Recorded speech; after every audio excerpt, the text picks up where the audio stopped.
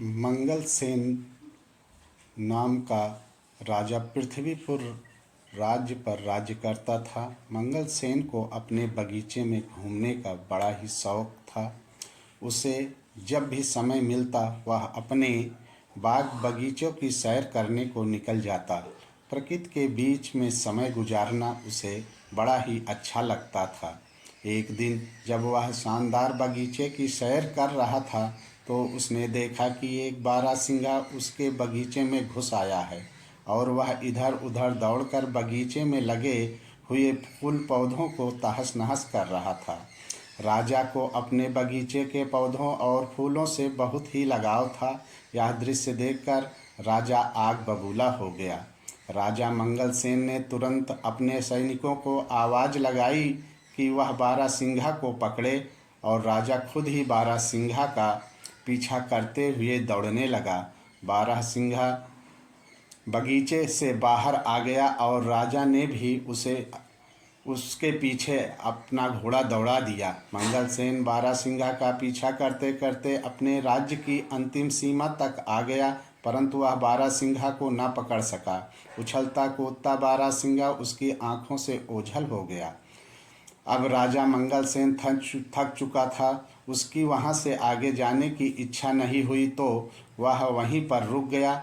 मौसम बहुत ही गर्म था और राजा को प्यास भी लगने लगी।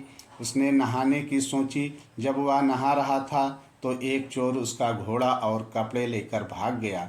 चोर अपने पुराने कपड़े वहीं फेंक गया। राजा के लिए अब बहुत ही खराब हालत हो गई थी। अब वह क्या करता कि अपने महल में वह वापस कैसे लौटे, क्योंकि बिना घोड़े और बिना कपड़ों के लोग उसकी हंसी उड़ाएंगे। राजा ने वहाँ पर पड़े हुए चोर के पुराने कपड़े पहन लिए और अपने पड़ोसी राज्य को घूमने के विचार से राज्य की सीमा को पार करके दूसरे राज्य में चला गया। बहुत दूर तक राजा मंगलसेन चोर के कपड़ों में घूमता रहा। तभी उसकी नज़र झाड़ियों में चमकती हुई एक वस्तु पर पड़ी। राजा ने तुरंत वह वस्तु उठा ली और वस्तु चमकता हुआ एक मोतियों का हार था। वह भी बहुत ही कीमती मोतियों का हार। राजा सोचने लगा, भगवान का लाख लाख धन्यवाद, जो यह मोतियों का हार मुझे मिल गया। अब मैं अपने लिए नए कपड़े और एक घोड़ा खरीद सकता हूँ। चलो चलकर इसे बाजार में बेचने की कोशिश करता हूँ। चलते चलते वह पड़ोसी राज्य के बाजार में जा पहुँचा। वहाँ वह एक सुनार के पास गया और कहने लगा, सेठ जी, क्या तुम मुझसे एक मोतियों का हार खरीदोगे? मेरे पास बेचने के लिए एक कीमती हार है। मैं एक नदी पार कर रहा था तो मुझे वहाँ पर यह हार मिला। सुनार बोला, दिखाओ तो कैसा कीमती हार है। राजा मंगलसेन ने वह हार सुनार को दिखाया। हार को देखते ही सुनार चिल्ला पड़ा, अरे चोर, इसको तुमने कहाँ से चुराया? मैंने ऐसे दो हार राजा साहब के लिए बनवाए थे, उसमें एक का पता नहीं चला गया। जरूर तुमने ही यह चुराया होगा। चलो इसी समय राजा के दरबार में। मंगलसेन बोला, नहीं सेठ जी, ऐसी बात मत करो, मैं चोर नहीं हूँ, मुझे यह हार पड़ा हुआ मिला। परंतु राज सेठ ने उसकी एक ना सुनी और तुरंत अपना नौकर भेजकर कोतवाल को बुला भेजा। मंगलसेन ने कोतवाल के सामने अपनी बेगुनाही की बात कही, मगर उसे पकड़कर महाराज के सामने हाजिर कर दिया गया। जब मंगलसेन को महाराज के दरबार में लाया गया तो सुनार ने महाराज के सामने अपनी शिकायत रखी और मंगलसेन को चोर बताया। राजा ने मंगलसेन का पक्ष सुने बिना ही कह दिया, क्योंकि यह सुनार हमारे राज्य का एक सम्मानित व्यापारी है तो इसकी बात एकदम सच्ची मानी जाएगी, जबकि यह आदमी हमें कोई घुसपैठिया मालूम पड़ता है। इसीलिए इसे चोरी के अपराध में कारागार में डाल दिया जाए और ठीक 3 दिन बाद इसके हाथ काट दिए जाएं। यही हमारे राज्य का कानून है। फैसला सुनकर मंगलसेन घबरा गया और दया की भीख मांगने लगा, परंतु किसी ने उसकी एक ना सुनी और उसे कारागार में डाल दिया गया। इस राज्य का राजा जितना अन्यायी था, उसकी रानी उतनी ही दयालु थी। जब रानी को यह सारी बात मालूम हुई तो उसने राजा से कहा, महाराज, आप इतना बेरहम हुक्म कैसे दे सकते हैं, जबकि इस मामले में कोई गवाह भी पेश नहीं किया गया और न ही आपने उसे अपराधी को अपना पक्ष रखने दिया। यह सुनार तो होते ही बदमाश हैं। आप तो जानते ही हैं कि यह पैसे के लिए कितना झूठ बोलते हैं और धोखा देते हैं। सच कहिए तो मुझे उसे आदमी की बात पर पूरा विश्वास है। राजा ने उसे डांटते हुए कहा, जुबान संभाल कर बात करो। तुम्हें कामकाज के मामले में दखल देने का कोई हक नहीं। रानी बोली, मैं चुप नहीं रहूंगी। कुछ दिनों में मैं दरबार में आपका खराब व्यवहार देख रही हूँ। आपके सलाहकार और मंत्री आपसे नाखुश हैं और आपकी जनता आपसे विद्रोह करने को तैयार है। अगर आप इसी रास्ते पर चलते रहे तो सारा राज्य बर्बाद हो जाएगा। रानी की बातें सुनकर महाराज का गुस्सा और भी भड़क गया, मानो आग में घी डाल दिया गया हो। उसने कहा, ठीक है, तुम्हें अगर उस आदमी से इतनी हमदर्दी है तो मैं तुम्हें उसी के पास पहुंचा देता हूं। राजा ने सैनिकों को आदेश दिया कि रानी को भी उसी चोर के साथ कैद खाने में डाल दिया जाए। सैनिक यह सुनकर चौंक पड़े। वह चाहते तो नहीं थे, परंतु राजा के हुक्म का पालन करना उनकी मजबूरी थी। सैनिकों ने रानी को मंगल सेन के साथ उसी कारागार में डाल दिया। मंगल सेन ने जब रानी को अपने कारागार में देखा तो आश्चर्यचकित रह गया। रानी ने उसे पूरी बात बताई और मंगल सेन और रानी दोनों एक दूसरे के हमदर्दी हो गई थी। वह रात दोनों ने जाग कर बिताई। कारागार के कुछ सैनिक रानी के वफादार थे, जबकि वह महाराज से नाखुश थे। अगली रात रानी अपने वफादार सैनिकों की मदद मंगल सेन के साथ लेकर कारागार से फरार हो गई। दोनों भाग कर राज्य से दूर जंगल में जा पहुँचे और झोपड़ी बनाकर वहां रहने लगे।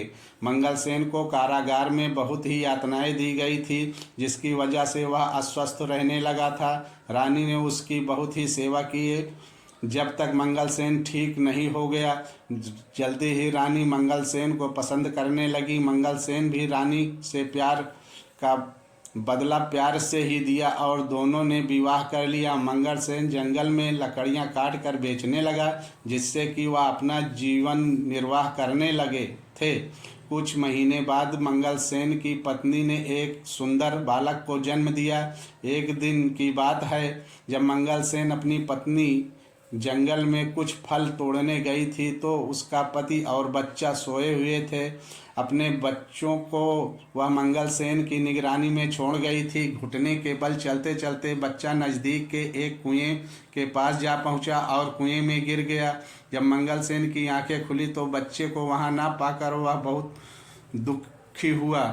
वह तो बिल्कुल पागल सा हो गया और चिल्ला चिल्ला कर रोने लगा। कहने लगा कि मेरे बच्चे को किसी जंगली जानवर ने खा लिया है। अब मैं क्या करूं? इसकी माँ को मैं क्या मुंह दिखाऊंगा? शाम के समय जब रानी जंगल से लौटी तो यह जानकर बहुत दुखी हुई और उसका बच्चा वहां पर नहीं था।